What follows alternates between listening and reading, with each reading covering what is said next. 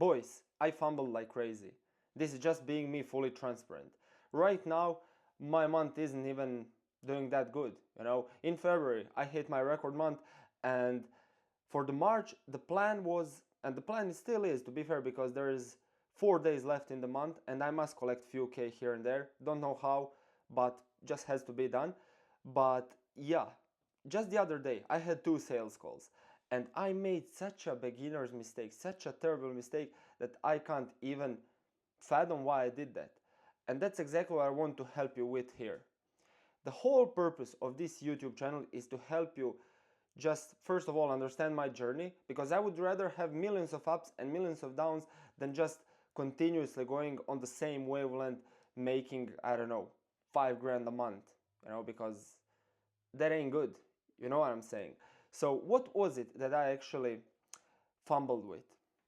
I had 2 sales calls. Obviously, they didn't close, as you can already imagine. And I know that in all my previous YouTube videos, I'm all about preaching how you need to book people ready to buy, so you can just hop on that call and collect the cash, which is exactly what I did with my appointment setting, But there was this one small thing, or actually 2 small things, because one for each call, that I completely forgot about. Completely forgot about. So, first things first. Before I booked them in, I made them nurtured, I made them interested, and I pretty much made them be in that green zone. You know that in sales there are 3 zones that you can find your prospects in. First, red zone. It's a zone where no prospect will ever buy. They're just, I don't know, shopping around, trying to see what works for them. And they are actually never gonna take action, which is why they'll stay at the same place and they'll stay broke. And even if you try to handle those objections, you probably won't be able to, because they're just stubborn. That's the first zone. And none of us actually want to deal with prospects that are just so hard to deal with. First of all, because they are not even a good fit for our services. Then there's a second zone, yellowish, a guy needs some convincing to actually buy something, and his level of threshold is not that high. He can obviously be convinced with your sales skills, with your objection handling, because it can be expected for him to throw some objections. And there's this green zone person, green zone prospect. And both of these prospects that I've had sales calls with just the other day were in a green zone, which makes it even more terrible how I managed to fumble this couple K sale, So, the person was in a green zone, nurtured, ready to buy, loved my service, loved my offer. He could have seen my setters and my killer management actually doing the work for him to get him more leads with some sort of outbound campaigns. Both of them actually were. But with this first guy, I booked him in. Okay, we hopped on a call, and the call was like 15 minutes long or so. But I forgot about one very, very important thing. Now, a lot of people think that sending a VSL, shooting some testimonials their way, shooting these YouTube videos that I'm usually recording is enough, but this one thing is a crucial factor in actually getting the sale. So the guy, if he's watching the video, he'll realize that I'm talking about him, but he's helping service-based businesses transition their business from real life, obviously, to the online space where they could obviously run ads and gather more clients, just acquire more clients for their business. And when I booked him in, he wasn't in something that is called a selling environment. He wasn't in a selling environment. He wasn't in his office. He wasn't 100% present. So he couldn't make, obviously he could make that buying decision, but he couldn't make the transaction on the call. And that's exactly why this call was only like 15 minutes long or so. I had him in the green zone, but that one small tweak to my entire approach is what would have made the difference between closing the deal on the spot, collecting cash, getting him onboarded or whatever, and obviously being left cashless.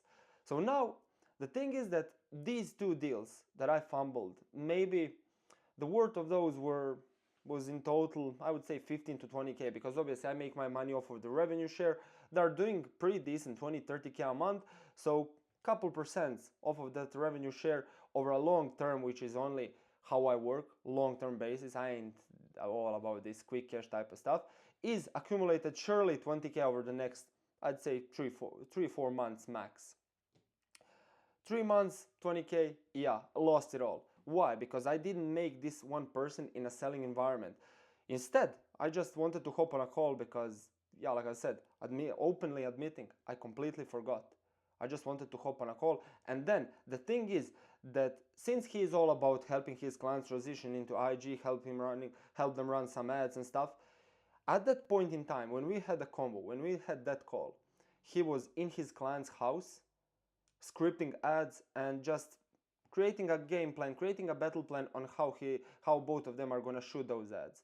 We agreed. He said word for word, perfect, love everything that you presented me so far. Just send me the agreement, send me the invoice, and I'm gonna sort it out later. Now, obviously, I realized where's that gonna take me. The thing is that I didn't want to be pushed. I didn't want to try to handle the objections because our whole relationship pretty much was based on, I wouldn't say taking the things slowly, but mutual trust. You know what I'm saying? But still, to some extent, I knew that this sale is never gonna happen. I just settled and decided to move on because obviously I ain't gonna chase anyone. You know what I'm saying?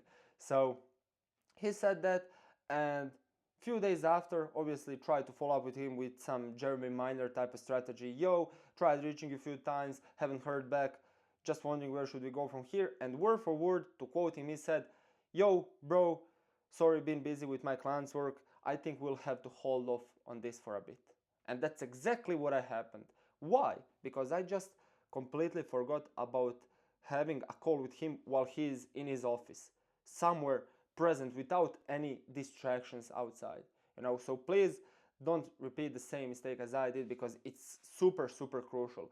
And now it makes me realize that all these deals that I've closed in my 2.5 years long sales journey were always while they were present at their home, in their office, never in their car, on a parking lot, wherever. And that's an undeniable proof. That's the client number one, not the client, just the prospect, because obviously I didn't manage to get him on as a client. Second one, the guy was super, super interested as well. And that's not me capping because he is genuinely, he asked me. Well, so with him, I had to set his whole sales operations from scratch in his business. So I had to take some sort of setup fee as well. And he was super agreeable, but I completely forgot about the thing where my IG got banned. My IG got banned for the fourth time already, fourth different account, 3 ads account banned as well. But I'm still here. I ain't victimizing myself, and that's exactly why I'm standing here recording this video, so you never forget how to actually prepare yourself for a call. And just this very small thing is what made, or it's literally what makes or breaks these deals. And unfortunately, in my example, it broke the deal because I didn't sign any. But since my IG got banned, we got to the point where I was supposed to show him some testimonials. And then, correct me if I'm wrong though, but I feel it would be hella weird to sit in silence while I'm desperately searching for some testimonials, because obviously all of those are either on my YouTube, or they were on my IG channel, or they are currently in my album, on my gallery, on my phone, or in the Slack channel, Slack workspaces where I'm working with my clients. But it would be hella weird. And I paid the price. That's the thing. I had to pay the price for not preparing myself for the call in case of those, I don't even call them objections, it was just a genuine request to show him some testimonials.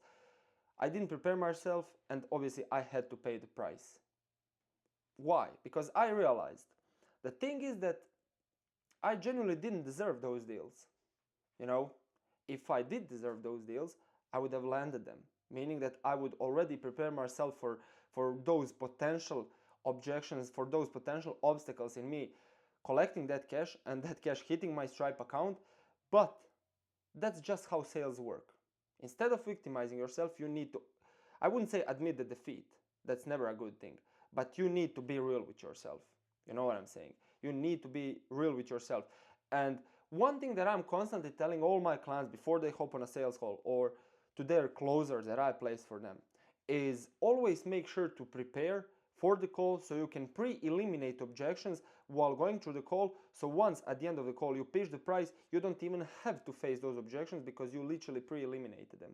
If I was while going through that closing call, if I was simultaneously showing him testimonials, showing him my ways and systems, instead of just mindlessly following some closing framework such as, okay, so how long has that been in going on for you? Has that had any impact on you? And blah, blah, blah, blah. I should have just been more creative and close the deal, because I wouldn't even be in a position where I have to handle these shitty objections. And yeah, the truth is that maybe you can say, if I, oh sorry, if I managed to maybe get him over the line and get his impulse or his emotions even higher, I would be able to close him even without these testimonials, or even with this first prospect, without him being in a selling environment. But that ain't the case. That simply ain't the case, because you just have to do your job, you know. And I just wanted to record this video because I realized that, by the way, that's gonna be an idea that I'm gonna record on the next video. But I realized right now, just a small teaser before the next one, that you need to deserve your results. You genuinely need to deserve your results. You can try to victimize yourself and shit, but that's just you making your life easier because you feel that you have some I would say proof, not the proof, but some reason why you didn't succeed at something. You get me what I'm saying? Now all you have to do is, there are three mindsets, or there are three mentalities in sales: victim mentality, survivor mentality, and conqueror mentality, which is something, like I've said, that I'm gonna dive deeper in the next video. But you need to find yourself and just become a conqueror. Now I know exactly what I need to do moving forward, and the purpose of this video is to show you how important it is to, even these seemingly insignificant small steps, I want you to realize how important those are as well, because they literally make or break the deal. You know what I'm saying? So make sure to sort your shit out, and just don't make the same mistake as I did, because it costed me like crazy. And like I've said, this month isn't even the best performing month so far. 4 days in the month still. Have to collect couple K. Has to be done. You know, my IG is banned. Creating my brand from scratch, rebranding to be a Wolf of Croatia one instead of Setter Signs, because I feel like I'm labeled or shit. But it is what it is. We survive, we conquer. That's a mentality you need to adopt. And like I said, in the next video I'm gonna dive deeper. But for this one, make sure to just prepare yourself for these calls, or yeah, just make sure to pre-nurture the prospect to the very best, so you can just literally collect the cash, unlike me, you know. But yeah, keep smashing it, and thanks for watching.